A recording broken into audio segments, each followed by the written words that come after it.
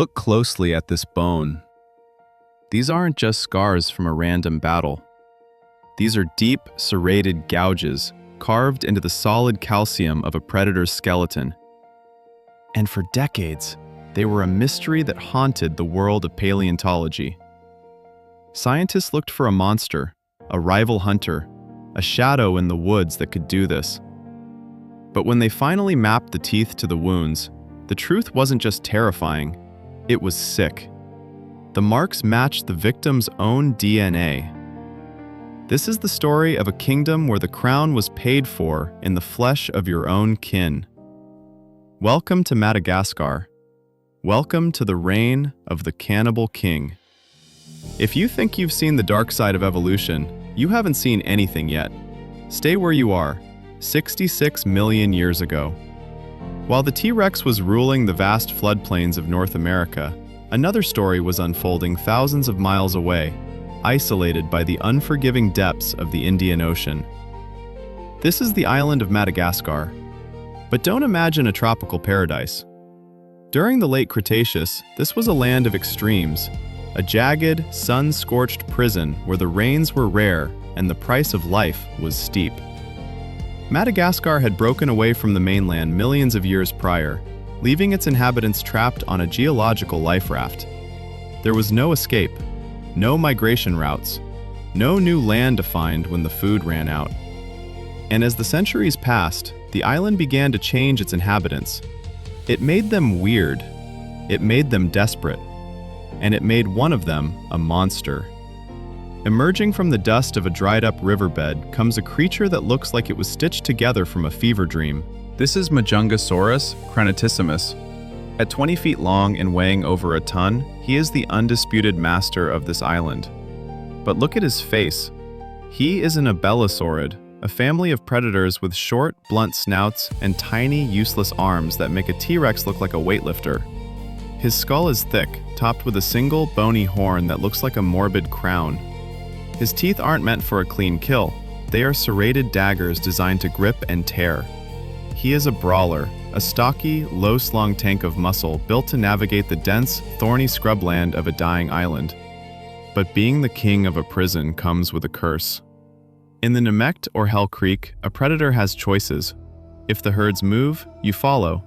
If the water dries up, you find a new valley. On Madagascar, when the great drought hits, there is nowhere to go. The plants wither. The giant long-necked Repetisaurus begin to drop one by one, their carcasses stripped to the bone within hours. And then the silence falls. The hunger isn't a feeling anymore, it's a madness. You look at your rival, your neighbor, your own sibling, and you no longer see a comrade, you see a walking pile of meat. The social contract of the animal kingdom is about to be ripped apart. In the shadows of the heat haze, the Cannibal King is moving. We have found the fossils that prove the unthinkable happened here, a crime scene 66 million years old. And what we found on those bones will change everything you thought you knew about dinosaur behavior. The feast is about to begin. To catch a killer, you have to understand the weapon. And the Majungasaurus was a weapon designed by isolation and sharpened by necessity. Look at that skull again. It's not long and elegant like an Allosaurus. It's short, deep, and reinforced with rugose, thickened bone. It's a bulldog of a dinosaur. While other predators were slash-and-run hunters, using their teeth like serrated knives to bleed a victim out, the Majungasaurus was a bite-and-hold specialist.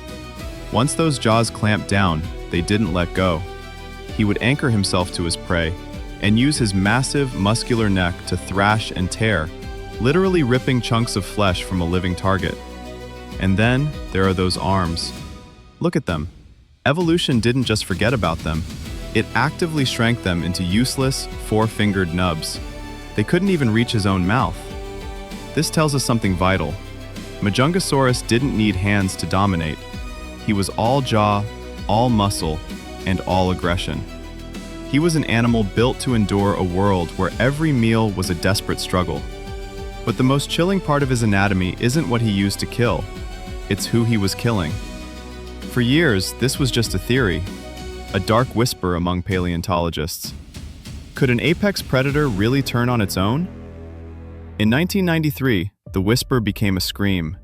Researcher Raymond Rogers was excavating in the Majunga Basin when he uncovered a series of Majungasaurus vertebrae and ribs. These weren't fossils of a peaceful death. They were covered in deep, rhythmic grooves, tooth marks. But there were no other large predators on Madagascar. No massive crocodiles in that area. No rival theropods to blame. The team did something unprecedented. They took a mold of a Majungasaurus jaw and compared the spacing of the teeth to the gouges in the bone. It was a perfect one-to-one forensic match. The serrations, the width, the pressure, it was a signature. This wasn't a scavenger picking at a carcass. The depth of the mark suggested a frenzied attack, a violent, systematic dismantling of one Majungasaurus by another. The smoking gun had been found. This wasn't just a dinosaur.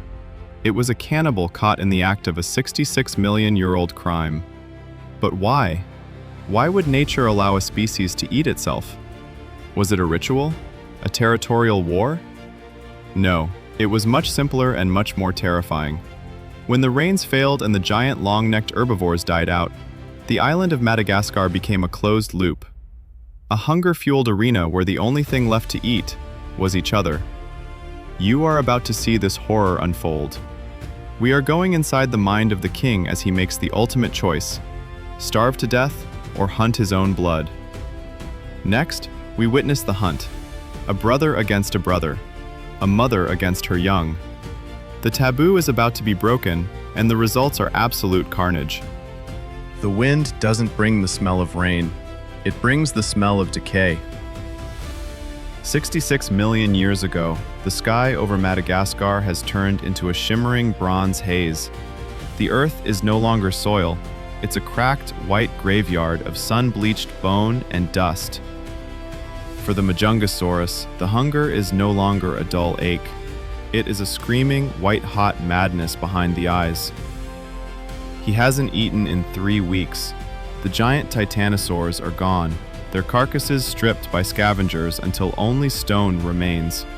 Every lizard, every bird, every small mammal has been hunted into extinction. He is a king with a crown of bone, ruling over a kingdom of nothing. But then, a movement. Through the heat waves, another silhouette emerges. It's another Majungasaurus, a younger male, smaller, weakened by the same relentless thirst. In any other season, this would be a ritual of dominance, a display of headbutting and roars to settle a territory. But the rules of the Cretaceous have been incinerated by the sun. Our protagonist doesn't see a rival. He doesn't see a member of his own kind. He sees 65 million years of evolutionary kinship dissolved into 300 pounds of warm, wet muscle. The taboo is flickering in the dark corners of his mind, but his stomach is the one shouting the orders. He lunges. There is no warning roar. There is no threat display. It is a silent, predatory strike. The younger male tries to turn, his stunted arms flailing uselessly, but he is too slow.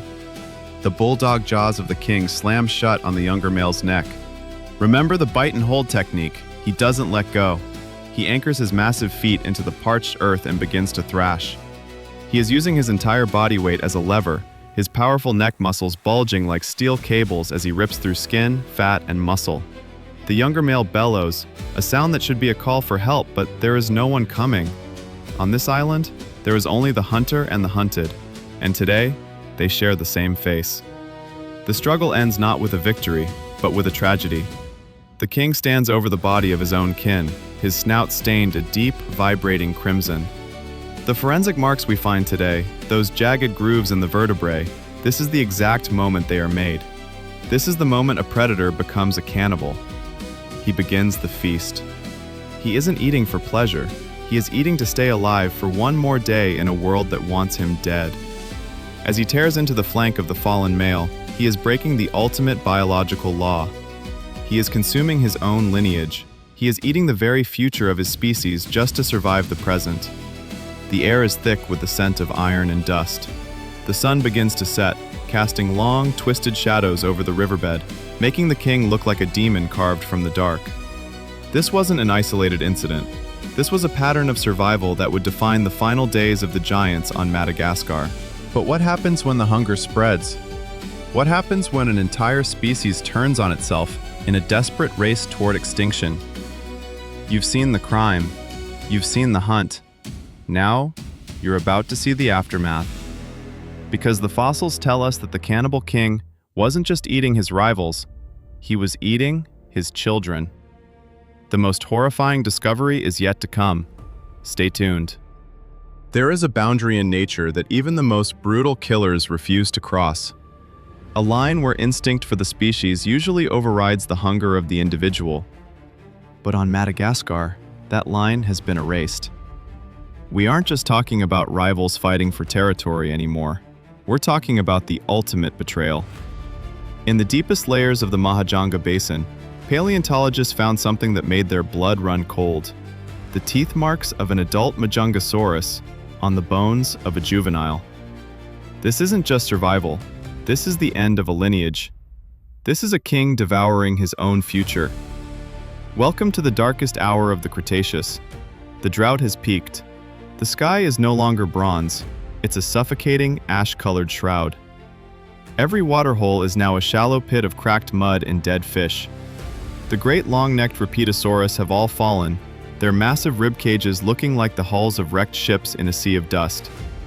In this landscape, life is a liability, energy is a luxury, and a nest of hatchlings?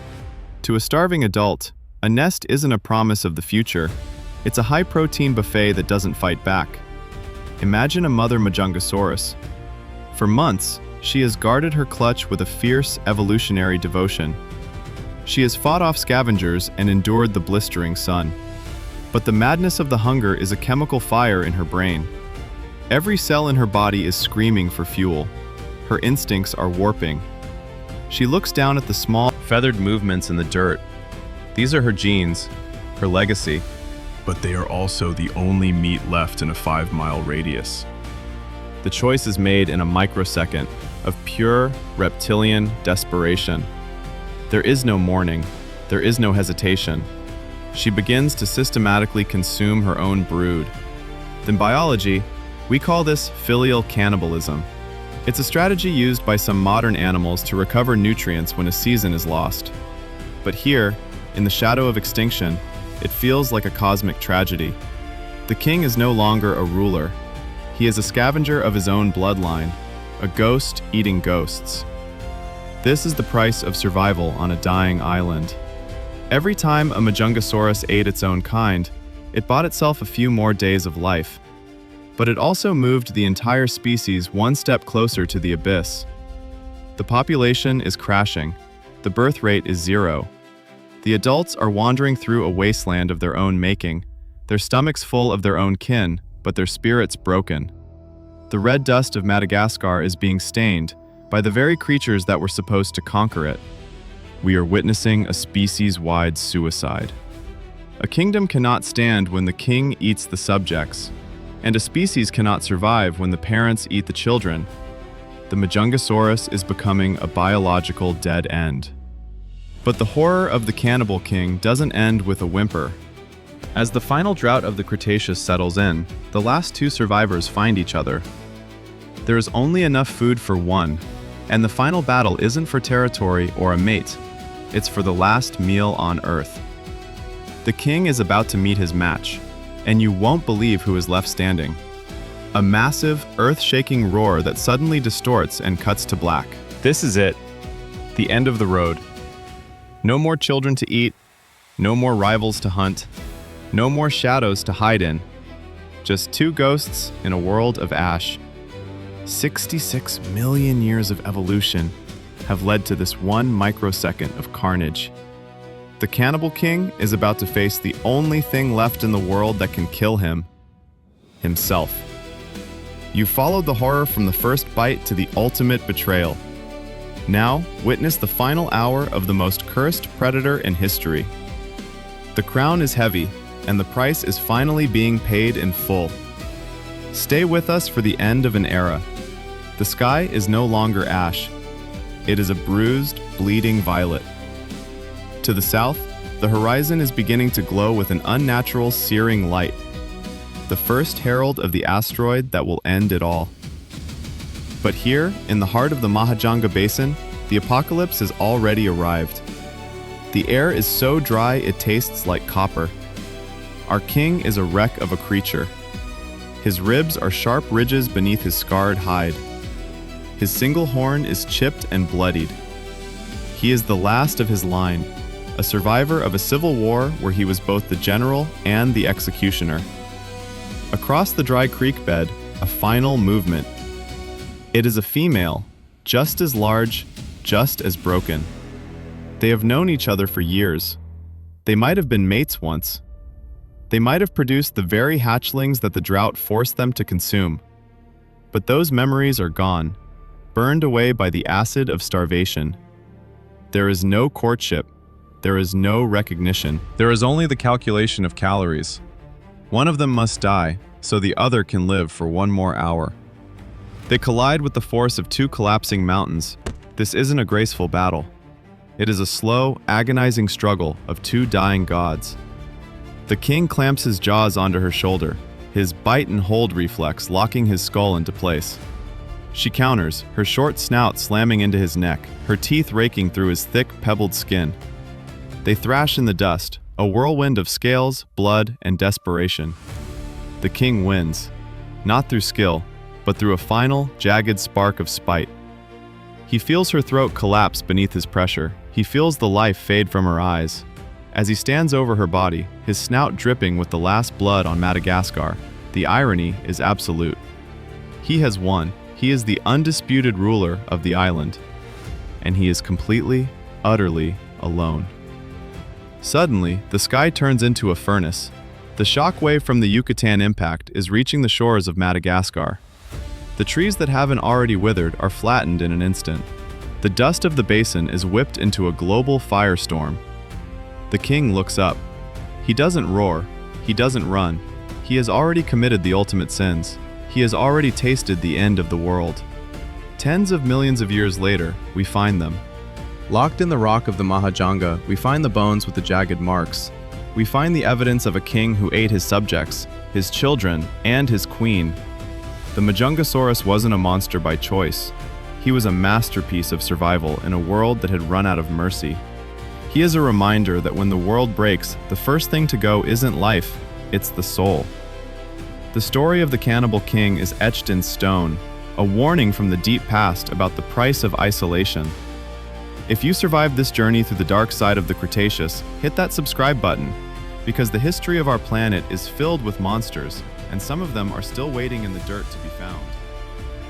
Tens of millions of years later, we find them.